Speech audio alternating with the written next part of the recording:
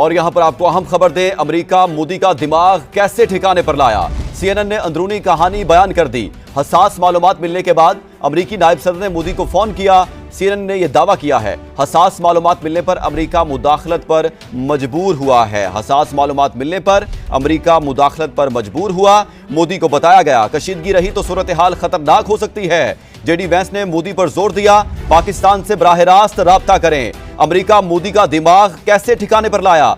CNN ने अंदरूनी कहानी बयान कर दी। हसास मालूमात मिलने के बाद अमेरिकी नायब सदर ने मोदी को फोन किया। हसास मालूमात मिलने पर अमेरिका मुदाखलत पर मजबूर हुआ। मोदी को बताया गया, कशीदगी रही तो सूरत हाल खतरनाक हो सकती है।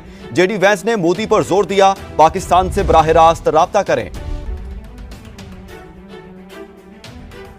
मोदी को बताया गया, कशीदगी रही तो सूरत हाल खतरनाक हो सकती है। जेडी वैंस ने मोदी पर जोर दिया, पाकिस्तान से बराह रास्त राब्ता करें। CNN ने यह दावा किया है, अमेरिका मोदी का दिमाग कैसे ठिकाने पर लाया।